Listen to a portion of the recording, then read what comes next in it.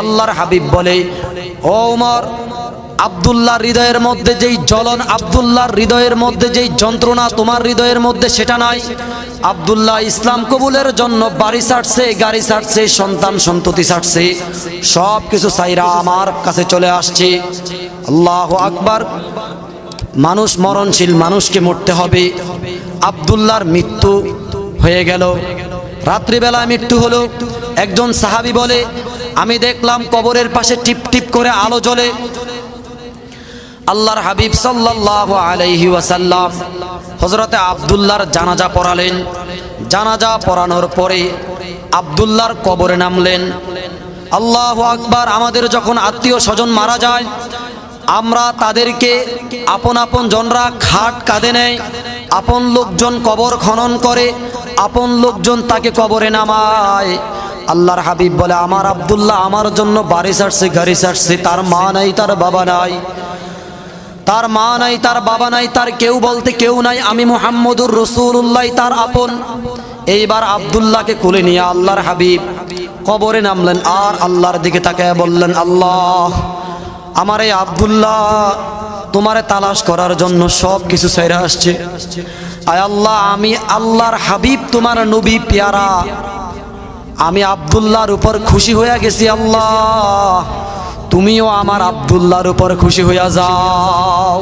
Abdullah joule বাজাইনের কথা বলতেছিলাম, যে আল্লাহর হাবিবের সাহাবী বাড়ি গাড়ি ছাইরা আল্লাহর হাবিবের আস্তানায় জোরে জোরে জিকির করে, আওয়াজ দেয়, চিৎকার আর চেঁচামেচি করে।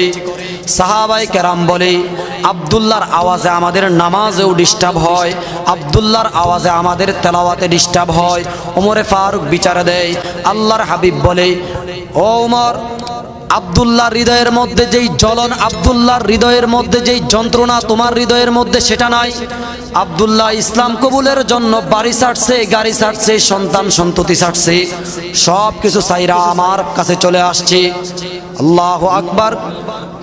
মানুষ মরণশীল, মানুষকে মরতে হবে। আব্দুল্লাহর মৃত্যু হয়ে গেল, রাত্রিবেলা মৃত্যু হলো। একজন সাহাবী বলে, আমি দেখলাম কবরের পাশে টিপ টিপ করে আলো জ্বলে। আল্লাহর হাবিব সাল্লাল্লাহু আলাইহি ওয়াসাল্লাম হযরতে আব্দুল্লাহর জানাজা পড়ালেন। জানাজা পড়ানোর পরে আব্দুল্লাহর কবরে নামলেন।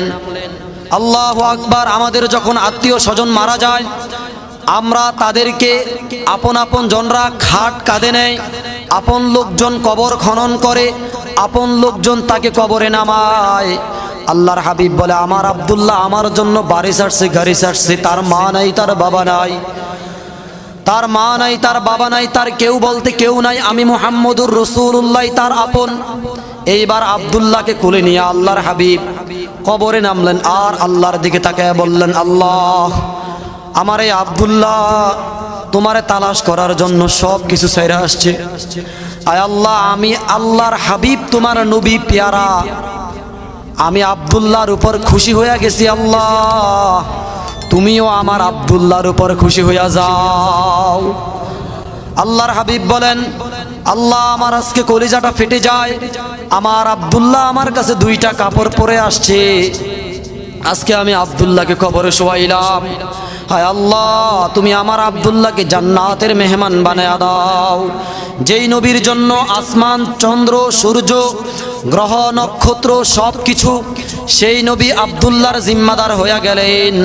দোস্ত, আপনাদেরকে বিনীতভাবে আমি জানতে চাই, আব্দুল্লাহ কিসের মাধ্যমে এই মর্যাদা হাসিল করেছেন? কিসের মাধ্যমে? আল্লাহ তাআলার জিকিরের কারণে। কিসের কারণে? কিসের কারণে?